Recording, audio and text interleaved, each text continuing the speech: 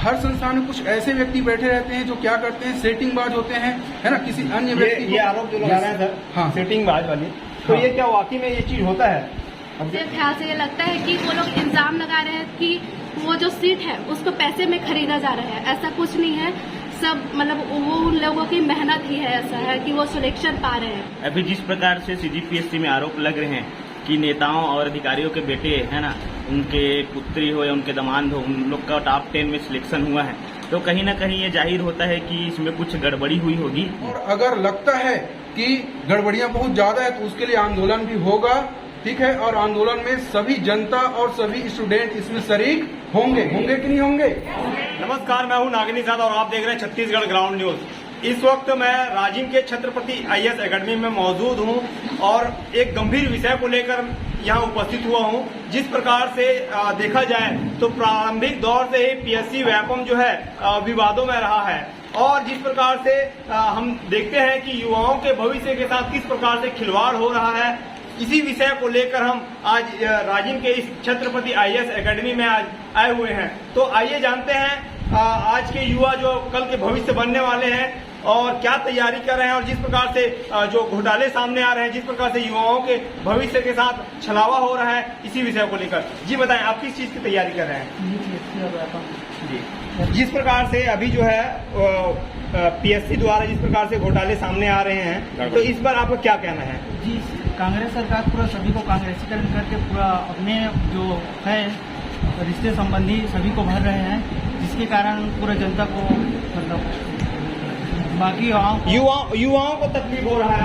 और भी यहाँ पे लोग हैं, प्रतिभागी हैं, इनसे जानना चाहेंगे कि आप लोग बताएं कि जिस प्रकार से अभी कुछ दिन पूर्व जो है PSC का रिजल्ट आया है और जिस प्रकार से उसमें कुछ अधिकारी और कुछ नेताओं के परिवार के लोगों को उसमें भर्ती किया गया है, इस पर आपको क्या कहना है? सर, मैं इससे कहना चाहूँगी कि वो लोग पहले से ही ऐसे बैकग्राउंड से होते हैं जो इतना मैच्योर होते हैं, इतना समृद्ध होते हैं कि पहले से उन लोगों को इन सब के बारे में पता होता है। PSC क्या होता है, UPSC, सब उन लोगों को पहले से ही बताया जा रहा है और उन लोगों को इसी दिशा में उन लोगों को इतना पढ़ाया जा रहा होता है। 6th क्लास 7th क्लास से वो लोग तैयारी कर रहे होते हैं क्योंकि उसके फादर से मतलब वो शिक्षित है, तो अपने बच्चों को चाहेंगे कि वो शिक्षित हो, तो बस मतलब इसी कारण वो लोग मतलब नंबर ला पाते हैं और इसमें सिलेक्शन पाते हैं। और ये सब उन लोगों पर मेरे ख्याल से ये लगता है कि वो लोग इल्जाम लगा रहे हैं कि वो जो सीट है उसको पैसे में खरीदा जा रहा है। ऐसा कुछ नहीं है, सब मतलब वो उन लोगों की मेहनत ही है, ऐसा है कि वो सिलेक्शन पा रहे हैं, वैसा का कोई वो नहीं है। अच्छा, बहुत बढ़िया। कि इनका कहना है कि वो जो है बड़े घराने के हैं और उनका जो है तैयारी जो है बचपन ग्राउंड लेवल से वो उन लोगों का तैयारी हो रहा है। और कुछ लोग हैं जी, आप बताएं, कौन अच्छे से बताएगा इस बारे में? आप बताओ। चलो ठीक है, हम इनसे भी जानकारी ले लेते हैं। इसी प्रकार से अभी देखा जाए तो कहते हैं कि हमारे देश में धर्म और देश खतरे में है, लेकिन मैं कहूं कि ये वर्तमान में जो युवाओं का भविष्य है वाकई में खतरे में है। जी आप बताएं, आपका क्या कहना है? जी, मेरा नाम गजेंद्र कुमार साहू है। मैं PSC और व्यापम का तैयारी करने के लिए यहाँ आया हूँ छत्रपति IAS एकेडमी राजिम में।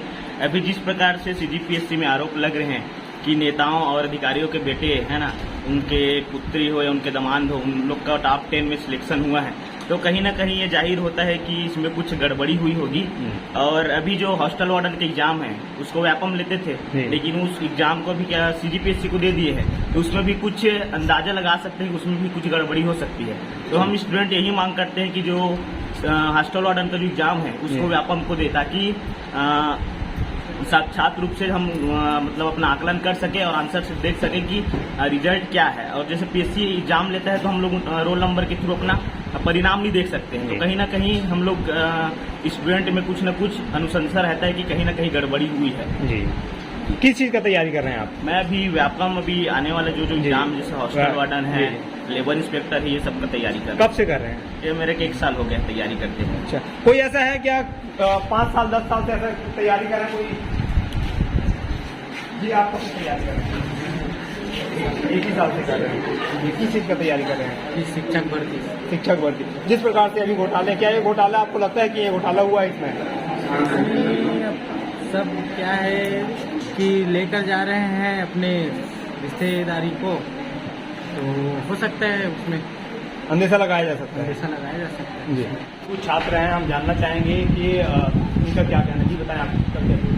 जैसे अभी शिक्षक भर्ती का भी पोस्ट निकला हुआ है, तो उसमें जो लेक्चरर भर्ती में जो अभी पोस्ट निकला हुआ है उसमें केवल और केवल एसटी और एससी बस को प्राथमिकता दिया गया है। तो छत्तीसगढ़ में और भी बहुत सारे जो ओबीसी के स्टूडेंट हैं, जनरल के स्टूडेंट हैं, तो उसको यहाँ पे पोस्ट नहीं दिया गया है। तो मेरे हिसाब से ये लगता है कि केवल और केवल ये राजनीतिक मुद्दा है, इसके अलावा और कुछ नहीं है। तो इस बेस पर छत्तीसगढ़ सरकार को सोचना चाहिए कि यदि साया भर्ती बोल रहे हैं कि बच्चों को तैयारी करने के लिए बहुत कम समय मिल पा रहा है, ठीक है, तो बच्चों को तैयारी करने के लिए सही समय मिले, ताकि वो प्रॉपर एक महीने में अगर हम 5 सब्जेक्ट पढ़ रहे हैं हमारे सिलेबस के अकॉर्डिंग, तो एक महीने में सिलेबस कंप्लीट करना पॉसिबल नहीं है, ठीक है। तो तैयारी करने के लिए हमको एक निश्चित समय दिया जाए, जिसके हिसाब से हम क्या कर सकें, तैयारी अपना पुख्ता कर सकें। और जो चीज़ें अभी न्यूज़पेपर के माध्यम से हमको देखने के लिए मिल रहा है वो बहुत ही गलत चीज़ है। सरकार को इसके बारे में संज्ञान लेना चाहिए। कहीं ना कहीं आप लोग के साथ जो है खिलवाड़ किया जा रहा है, ऐसा कहना है जी आपका? जी जी, इसके बारे में हमारे साथ खिलवाड़ हो रहा है। तो कहीं ना कहीं इस चीज़ों को छुपा करके, है ना, मतलब पेपर के थ्रू यहाँ पे हो रहा है, तो अंदर चोरी छुपे कुछ न कुछ तो बहुत ज़्यादा गड़बड़ी यहाँ पे चल रहा है। तो जिससे यहाँ पे सेंटर में इतने सारे बच्चे बैठे हुए हैं, तो ऐसे जो बच्चे हैं वो कहीं ना कहीं प्रभावित होते हैं। तो सरकार को इस चीज़ को ध्यान में रखते हुए, केवल मतलब राजनीतिक मुद्दा ना रखते हुए इस चीज़ को, कि अगर 5 साल बीत जाने के बाद में, अभी जब कुछ समय बाद आचार संहिता लग जाएगा, तो इसी बीच में वो क्या कर रहे हैं, पोस्ट एक के बाद एक पोस्ट कंटिन्यू दे रहे हैं। तो ये बहुत ही गलत चीज़ है, केवल और केवल मेरे हिसाब से राजनीतिक मुद्दा है, इसके अलावा कुछ नहीं है। ठीक, धन्यवाद। बताएं आप कुछ कहने वाले हैं इस विषय पर। वर्तमान में भी आत्मानंद इंग्लिश मीडियम स्कूल चल रहे हैं, उसमें पहले हम लोग हिंदी मीडियम से पढ़े हैं, लेकिन अभी जो वैकेंसी निकलता है, प्रतिनियुक्ति होता है, उसमें क्या बोलते सिर्फ इंग्लिश मीडियम ही बनता है। आज से 10 साल पहले हम लोग जब पढ़ाई किए तो इंग्लिश मीडियम स्कूल ही नहीं था, मतलब बहुत कम मात्रा में स्कूल था, है ना। लेकिन आज वैकेंसी निकलता है आत्मानंद में, तो उसमें सिर्फ इंग्लिश मीडियम ही निकलता है ना। और हिंदी मीडियम वाला जो निकलता है उसमें प्रतिनियुक्ति करते हैं, जो पहले से जो पढ़ा रहे उसी को दे देते हैं। लेकिन जो वर्तमान में आज के जो फ्रेशर है ना, जो फ्रेशर है वो उसके लिए तो भविष्य में खिलवाड़ ही हो रहा है। इसलिए मैं सरकार से कहना चाहता हूँ कि हिंदी मीडियम वाले बच्चों के लिए भी कुछ करे, जिससे उसका भविष्य आगे बढ़ सके। छत्रपति IAS अकेडमी के जो संचालक हैं गंभीर सर से, कि सर ये बताएं कि जिस प्रकार से PSC में जिस प्रकार से घोटाले कहा जा रहा है, घोटाला इसका हुआ है, तो इस पर आपको क्या राय है? देखो सर, सबसे महत्वपूर्ण बात है कि छत्तीसगढ़ का सबसे बड़ा संस्थान जो आपका CGPSC है ना, जो PSC आयोग है ना, उस पर सभी लोग विश्वास करते हैं, कहीं भी कुछ भी हो जाए। लेकिन जो CGPSC है, जो PSC संस्था है, वो तो कम से कम कुछ घपला नहीं करेगी, और इस विश्वास के साथ सभी स्टूडेंट तैयारी करते हैं, ठीक है। लेकिन अगर इसमें भी कुछ गड़बड़ियां चल रही है, क्योंकि जिस प्रकार से सिलेक्शन का जो लिस्ट आ रहा है ना, जो सामान्य विद्यार्थी है जो 80, 90, 100 तक रुक जा रहे हैं, और सिर्फ जो बड़े बड़े अधिकारियों, नेताओं के जो अगर पुत्र पुत्रियां, उनके रिश्तेदार हैं, उनके नंबर बहुत ज्यादा डिफरेंस आ रहे हैं। एक का नंबर आपका 100 में रुक रहा है, और वहीं दूसरे का नंबर कितना जा रहा है, 147 तक जा रहा है, 144 तक जा रहा है। थोड़ा सा इस बात को लेकर संदिग्धता तो नजर आती है कि हाँ, कुछ न कुछ गड़बड़ियां हो रही है।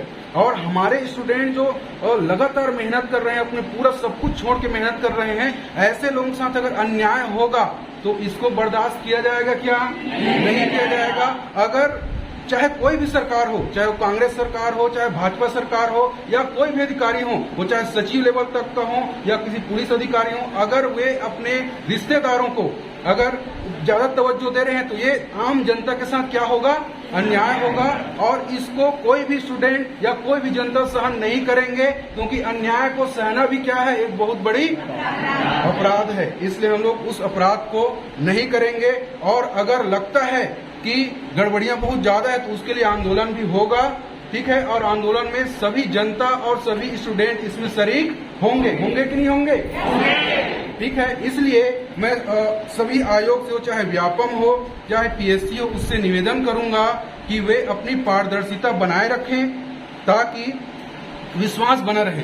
अगर विश्वास खत्म हो जाएगा तो फिर बच्चे कैसे करेंगे, है ना। इसलिए मैं यही चाहूंगा कि जो भी संस्थान है जो एग्जाम कंडक्ट कराती है, वो चाहे PSC हो या व्यापम हो, पूर्णतः पारदर्शिता के साथ अपना एग्जाम ले, और जो अच्छे स्टूडेंट है, जो मेहनती स्टूडेंट है, मेरिट के आधार पर जो चयन हो रहा है, वैसे चयन करे। ठीक तो है, धन्यवाद। सर और कुछ बोलना चाहेंगे कि जिस प्रकार से जो है युवाओं का भविष्य जो है अभी देखा जाए तो अनेक गड़बड़ियां सामने आ रही हैं, चाहे पीएससी हो एपम हो, तो कहीं ना कहीं युवाओं के साथ खिलवाड़ हो रहा है। बिल्कुल, अगर गड़बड़ियां सामने आ रही है, निश्चित तौर पे हम वो बोल सकते हैं कि युवाओं के साथ तो क्या कारण है कि युवाओं में जो बेरोजगार युवा हैं, आज के समय में जिस प्रकार से राज्य सरकार द्वारा जो बेरोजगारी भत्ता दे दिया गया है, इस पर आपका क्या कहना है? और युवा जो है आंदोलन के रूप में आना चाहिए, जिस प्रकार से अभी बहुत दिनों तक के भर्ती परीक्षा नहीं हो रही थी, तो इस पर आपका क्या कहना है?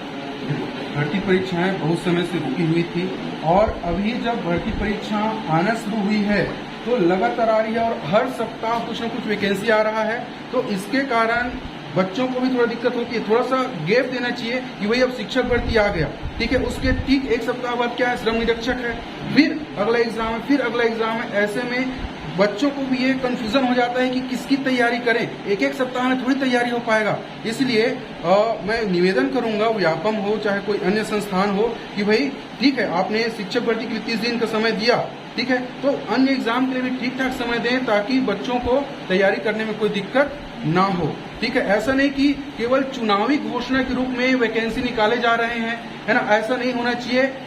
और ऐसा भी हो सकता है कि अगर बहुत सारे वैकेंसी निकालें, ठीक है, और हर संस्थान में कुछ ऐसे व्यक्ति बैठे रहते हैं जो क्या करते हैं, सेटिंगबाज होते हैं, है ना, किसी अन्य व्यक्ति ये आरोप जो लगा रहे हैं सर, हाँ, सेटिंगबाज वाली, तो ये क्या वाकई में ये चीज होता है? अब सेटिंग के थ्रू भर्ती होती है।